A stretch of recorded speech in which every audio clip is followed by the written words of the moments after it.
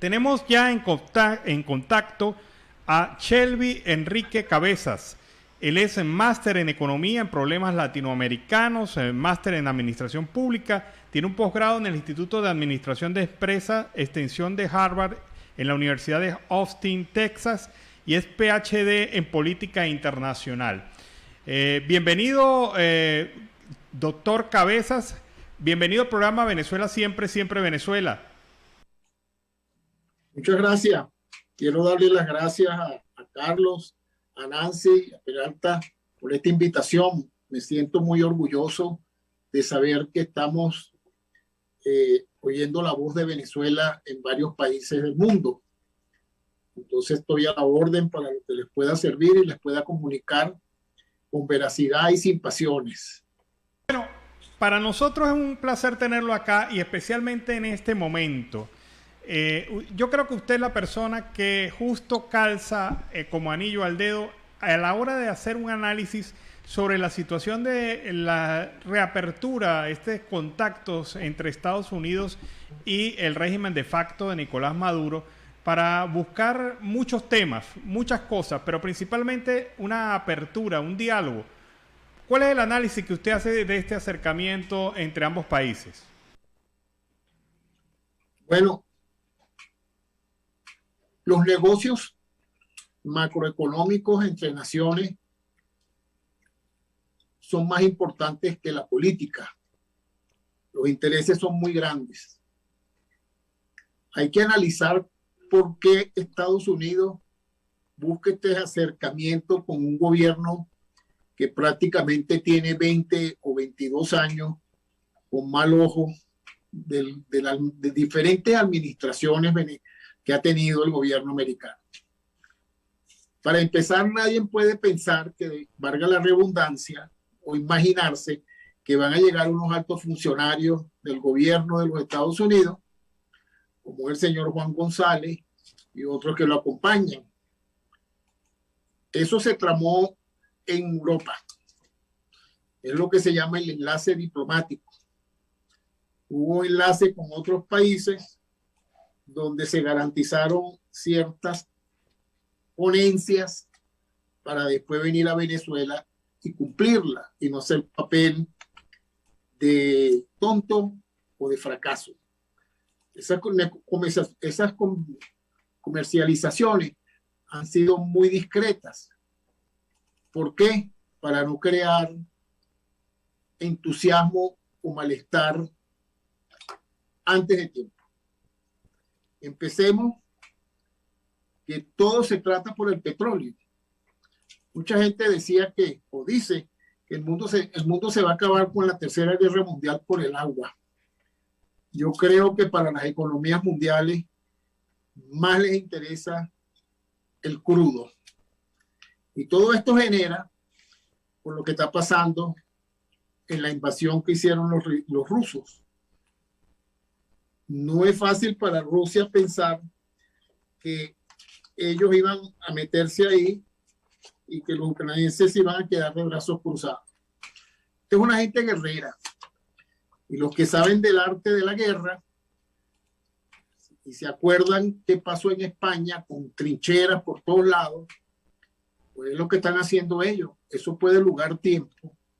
Y los Estados Unidos le tienen mucho miedo a tener una falta para cumplir la demanda interna de petróleo o de crudo y sus derivados. Llegan a un acuerdo que mucha gente cree que es geoeconómico y es un acuerdo geopolítico con un producto que no es tanto lo importante lo comercial que es, sino que es un producto muy importante porque tiene que ver con la política nacional de la seguridad de muchos países. En este juego está metido Estados Unidos, Rusia, el gran ganador que es China, que está apoyando a Rusia. Y la diplomacia da para tanto que Maduro firmó hace poco, creo que fue el 16, con el vicejefe jefe de Rusia, el que le sigue a Putin, un acuerdo donde le da el apoyo.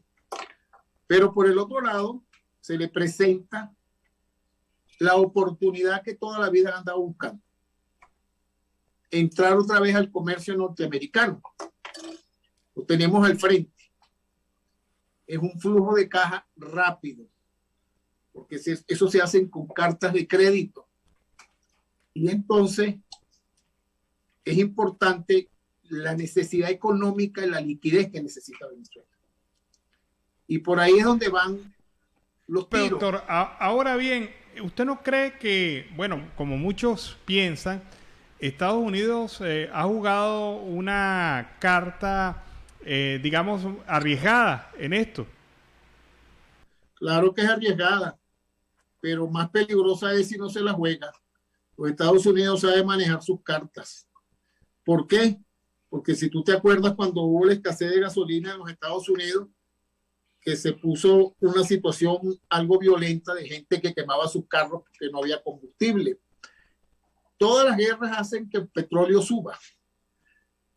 Y lo peor del caso es que cuando hay guerra más bien hay poca demanda de petróleo y los que compran más y levantan esa explosión son los países.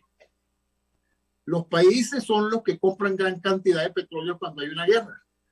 Antiguamente, yo no sé si todavía esas estadísticas son iguales, pero no más en el Caribe, habían hasta 40 millones de barriles de petróleo, de crudo flotando en los diferentes buques, por unas reservas que las teníamos al lado y los norteamericanos, por si se extendía la guerra en los países árabes.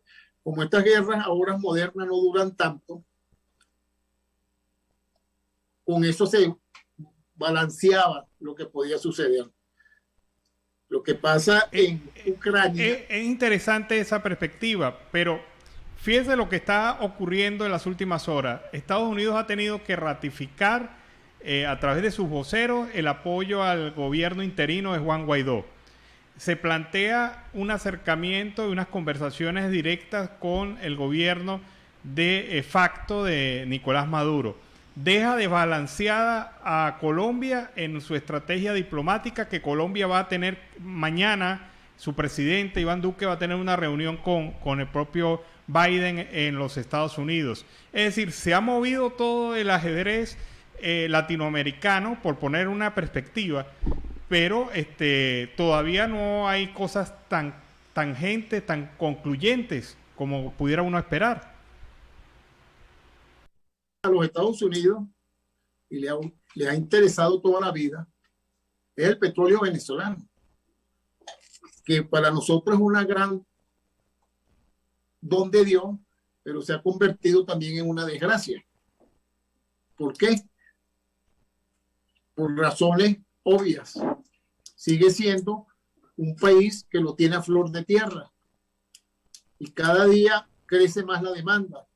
Cuando yo estaba de embajador en OPEP, siempre se hablaba, o miembro de la delegación permanente, que dentro de 20 años iban a sustituir el petróleo, el crudo. Y parece que no ha sido así. Cada día aumenta más uno que otro carro eléctrico. Los Estados Unidos lo que les interesa es conquistar y quitarle esa dependencia que ha venido teniendo Venezuela con Rusia. Tratar de nuevo coordinar sus relaciones diplomáticas y amistosas con Rusia, no con los Estados Unidos. Toda la vida hemos estado con los Estados Unidos desde hace muchos años.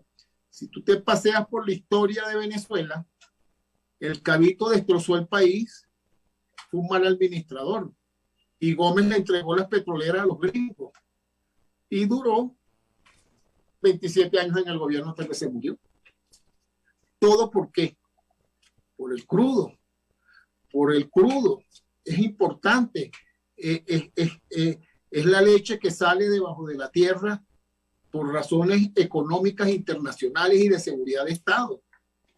Ahí tienes el caso de Venezuela. Nosotros consumíamos mucha gasolina y éramos un país próspero psicológicamente.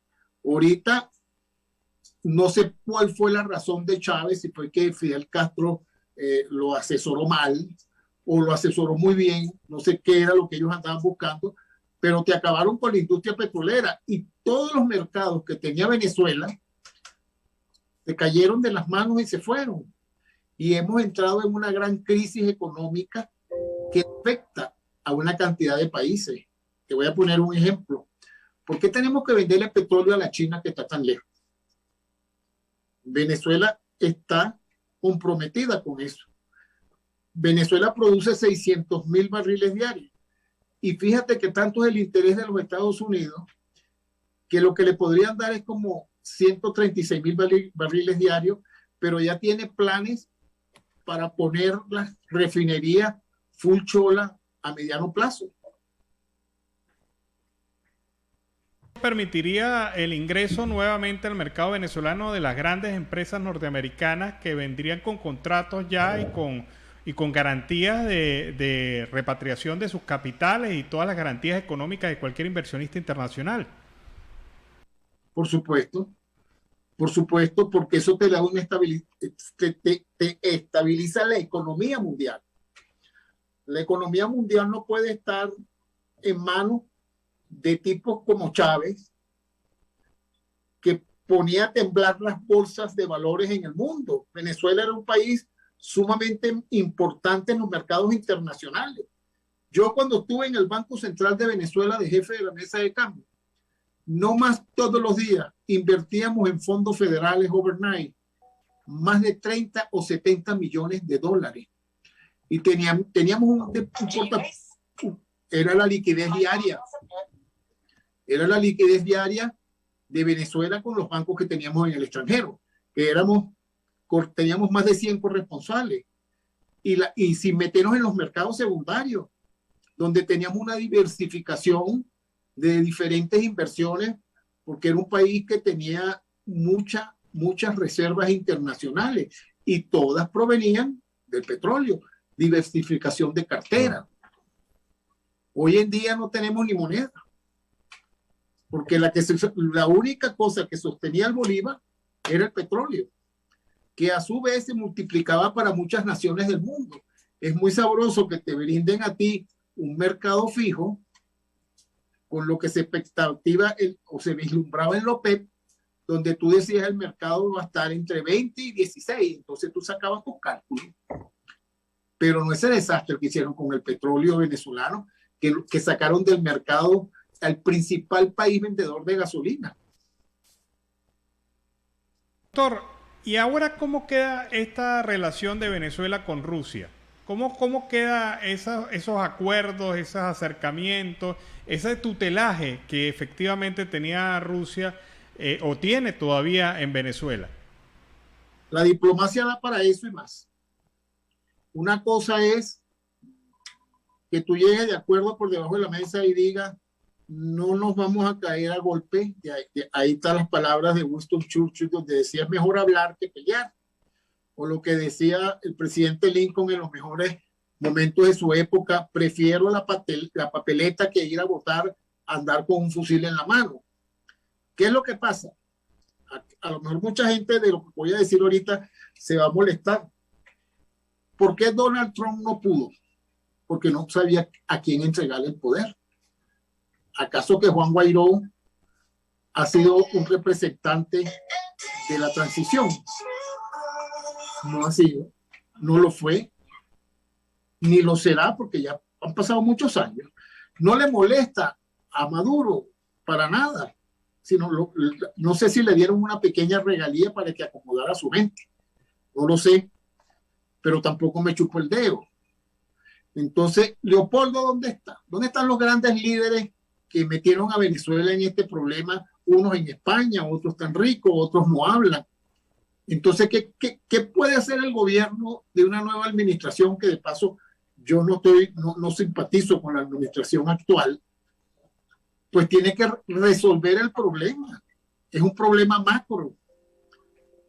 Vamos a seguir, pienso yo que es lo que le diría a Juan, usted va a seguir perdiendo terreno en Venezuela mientras los rusos, los turcos, los iraníes pierden terreno en América Latina. Porque no solamente Rusia la que está ahorita preocupada, Acuérdate que esta gente hizo negocio y se cuadraron con los enemigos más grandes del mundo. Ahora viene corriendo y el presidente de los Estados Unidos le pica el ojo a Maduro y el que lo asesoró y le dijo, acepta lo que sea en términos económicos, dale. Pero yo no creo que todavía hayan tocado los temas del referéndum, de que este se va a quedar hasta el 24. Dieron unos pincelazos y soltaron a los norteamericanos, pero eso es muy común en estos procesos de diplomacia, como es muy común que se están cayendo a plomo y están discutiendo la paz. Y tú dices, bueno, ¿pero por qué no paran? No sé por qué, porque eso es una diplomacia agresiva, ¿no? La diplomacia es una negociación, es el arte de la negociación, es el arte de hablar. Entonces, ¿qué nos queda mal a nosotros los que estamos en contra de Maduro? ¿Por qué estamos preocupados? Porque si Maduro tiene platica, resuelve los problemas, compra comida, yo no sé si van a seguir robando, pero por lo menos compran transporte, a lo mejor pueden tener más ingresos y mucha gente en el exilio te dice, Venezuela ya no está tan mal. No sé por qué, porque si quisieran estar mejor, simplemente se atimbran al dólar, pagan en dólares los sueldos y todo es el dólar hasta que no sé cuánto tiempo le llevará a ajustarse a la moneda venezolana. Antiguamente también, no te creas tú que es la primera vez que Venezuela no tiene divisa. En Venezuela corrió mucho el peso mexicano en un tiempo. No teníamos una moneda y ahí fue donde Guzmán Blanco se impuso económicamente y creó una política monetaria. De verdad que queda un gran campo para imaginarse diferentes escenarios con esta situación. Muchas gracias, doctor. El doctor Shelby Enrique Cabezas, con él hemos estado conversando durante la tarde de hoy. Muy agradecido por haber estado en el programa. Yo le quiero que me regale unos minutos, que se sale de la parte económica, y quiero hacer razón de que los organismos internacionales debiesen de preocuparse por algunos venezolanos que lo han devuelto a Venezuela. Ahí está un joven que no le dieron asilo político ni le entregaron sus papeles en Europa, y lo mandaron a Venezuela y está desaparecido. Tenemos el problema del coordinador nacional, que fue el que se opuso a que incineraran los restos de Oscar Pérez. Se vino a Colombia, tuvo que salir huyendo de Colombia, se fue para Perú, tuvo que salir saliendo corriendo del Perú, está en Holanda, y le han torpedeado su asilo político. Eso está mal hecho. ¿Y qué ha pasado con los organismos internacionales que no han tomado en cuenta los asaltos que cometen con ciudadanos venezolanos en alta mar cuando van hacia Trinidad? Los venezolanos hemos tenido muy mala suerte en ese aspecto, porque han sido muy pocos los países que nos han atendido bien y que nosotros fuimos una buena madre para atenderlos en los momentos más difíciles y políticos que pasaron ellos. Muchas gracias. Que tomen en cuenta eso para el pueblo venezolano que sufre a diario. Que ese es un tema que le prometo que vamos a investigar, y vamos seguramente a producir algún contenido sobre esta materia, sobre el último tema que usted tocó, de esta situación de estos venezolanos que han sido hostigados, perseguidos aún fuera de las fronteras. Muchas gracias. Seguimos acá en Venezuela, siempre Venezuela, y aprovechemos este momento para irnos a la pausa musical y comercial del momento, y a regreso seguimos con más información.